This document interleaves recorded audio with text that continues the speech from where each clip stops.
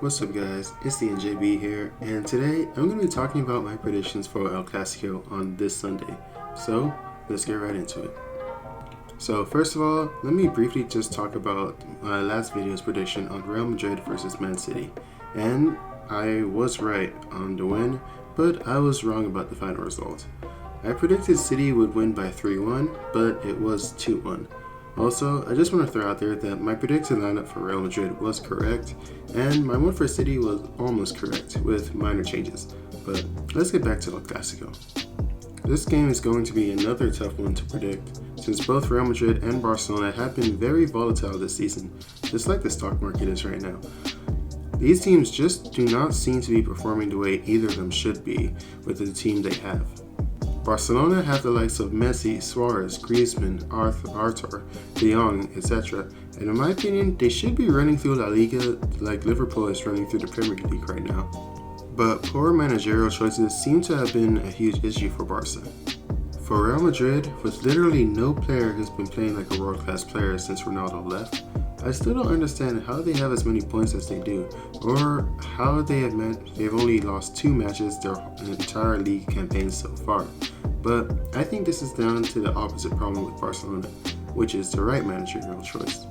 Zidane knows his players well, and while I can argue with other Madrid fans on how poor this team is, and how many of the players I would rather see sold off and replaced, I cannot deny they have played the way Zidane wants them to, and that is why Real Madrid have been doing much better than expected. Another reason could also be down to the league not having the same quality of teams as, say, La Liga in around 4 years ago, where their teams dominated all European competitions.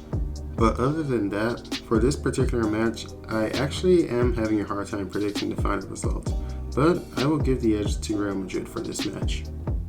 Barcelona have had a better man-for-man squad than Madrid has for a few years now, but that hasn't seemed to help them much in the league this year, and it didn't help them in the UCL against Napoli either.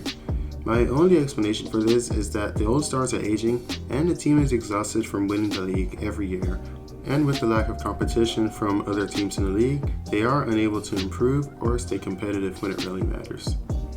If you don't believe me, then bear in mind last year was the first time La Liga has been won without the top team breaching the 90-point threshold since the 08-09 season, the year before Ronaldo moved to Real Madrid. The last time these two teams met, the game was 50-50, but I have to give the edge to Real Madrid because they showed a lot of potential, but ultimately the game ended in a 0-0 draw. The standout performer for me was Ferland Mendy, who is by far the best signing of the season for Madrid, and I think once again he will be key to Madrid's success, as well as Isco and Vinicius Jr. If you have watched my previous video, you know I'm a fan of those two players starting regularly, but this is because they are very attack-minded players, and I think that's exactly what Real need to do, attack Barcelona. In the last El Clasico, the game was very boring, and neither team really took many chances, and to me, I could tell this would be the case for Zidane's side just by looking at the lineup, which featured the likes of Bale and Cruz on the side. Yes, both are quality players, but neither really do much of anything useful on the pitch. Now, I know many Madrid fans like to defend Cruz's style of play, but personally, I have never been able to appreciate him for long periods of time. He can contribute excellent clutch moments, key passes, right crosses, perfect shots, but in normal minutes of the game, he doesn't dribble, he doesn't take space, he only does sideways, safe passes. And I think if he starts against Barcelona, Madrid will be able to keep possession fairly well, but they will struggle to find the net. As for Bale, I never understood how Bale got the nod over Vinicius in the wake of Hazard's injury last year in El Clasico. I mean, Bale does not cause much attacking threat like he used to. I mean, now he seems to be too scared to take on players compared to Vinny, who does that all the time. His attacks will keep Barcelona focused on him, and it will make it easier for the rest of the team to find space and create chances. With Mendy, Isco, and Vinicius on the same side of the pitch, they can run Semedo and Piqué out of the game, so here are my suggested lineups for both sides. For Real Madrid, Courtois in goal, Ramos, Varane, Mendy, and Carvajal in defense, Casemiro, Modric, and Valverde in the middle, and Isco, Vinicius, and Benzema on top. You may have noticed that this is my suggested lineup for Madrid's game against City, and it actually was the lineup Zidane used. It is possible that Cruz will return to the starting lineup for this game, and I think that would hurt the team, seeing he is too simple on the ball and does not take enough risks when he plays.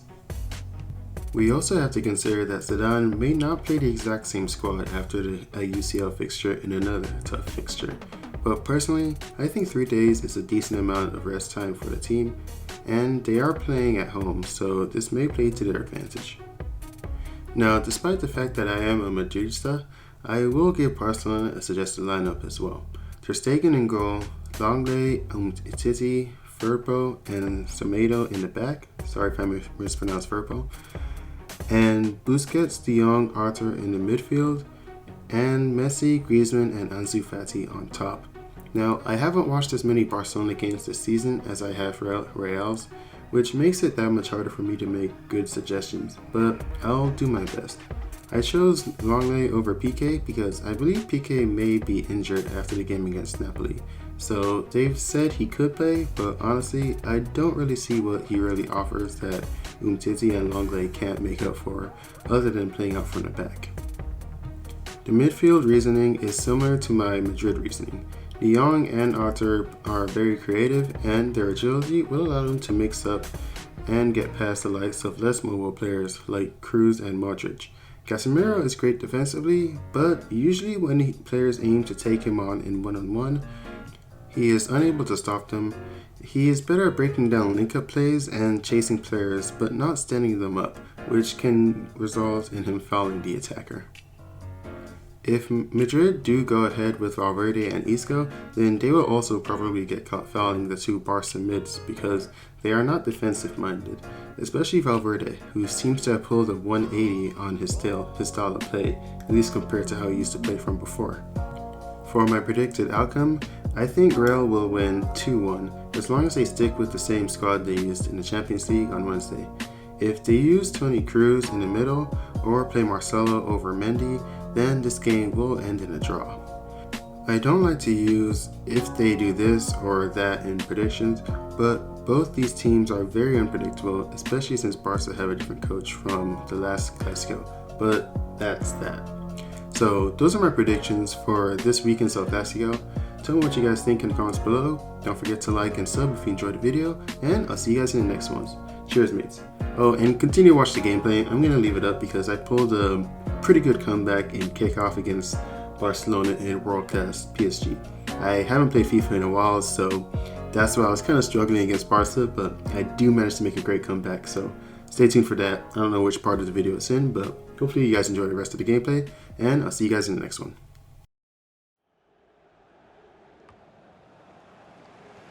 Angel Di Maria.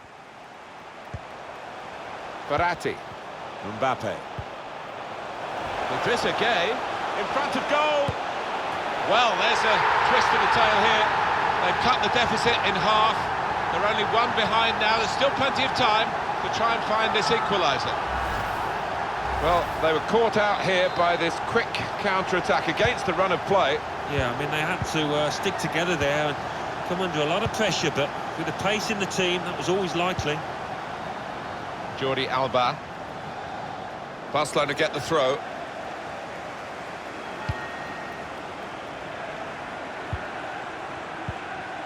Jordi Alba. That's a good challenge. Verratti. Chance for a break in numbers. Neymar. And it's Barcelona back on the ball now.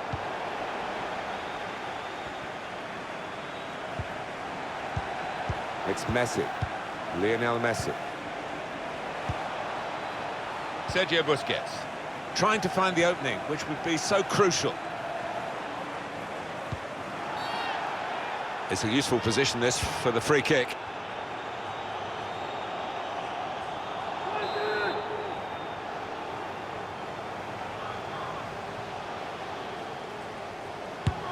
Stopped by the wall, who could have been caught out if that had gone underneath them. They predetermined, I think, to jump up and block the free kick. It worked. Sergio Busquets. Busquets.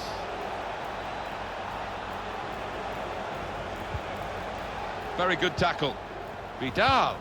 Good play from the referee here, playing the advantage. Suarez!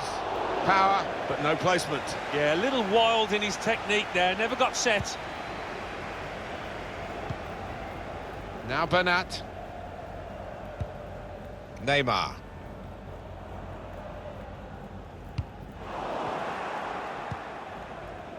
Sergio Busquets. Semedo. And now Messi. Looking down at that bench, Barcelona want to make a change now. Neat into passing from Barcelona. Now it's Suarez. Artur! That's what the goalkeepers are hoping to get all the game, really. Simple saves like that for Kilo Navas. Good, strong tackle. Lionel Messi! What a save that was. The agility on show there was outstanding. Corner played in. Solidly away. Jordi Alba. Rakitic. And he gets it back.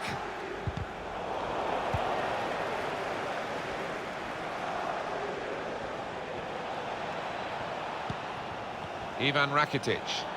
That's good advantage shown by the referee for Barcelona. Well, that's seen as a foul by the referee against Di Maria.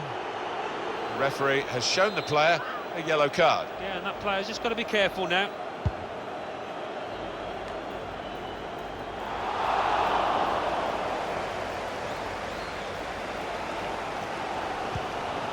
PSG fans sensing time is running out. Icardi. Ref's given the penalty for Paris Saint-Germain.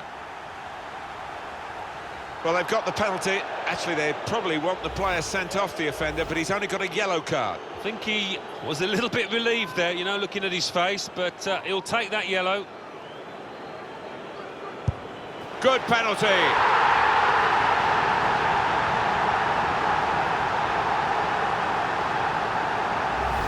No worry about the pressure or the responsibility here, and there's the goal. Neymar, such a skillful player, and from 12 yards he's almost unstoppable. So it's 2-2 now. So we're coming down now towards the last 15 minutes. Intercepted well.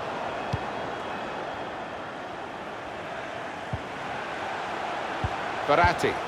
He's made the interception.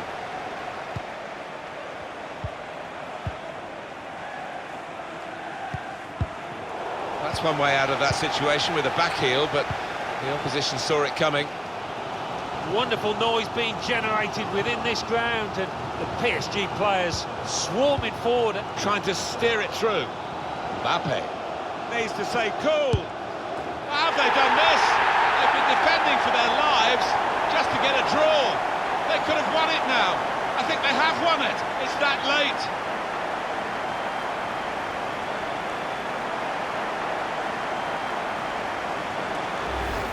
Well, they've got to concentrate now, get their focus back on as the game restarts. But they are leading, and you can see the smiles on their faces. Let's see the replay now.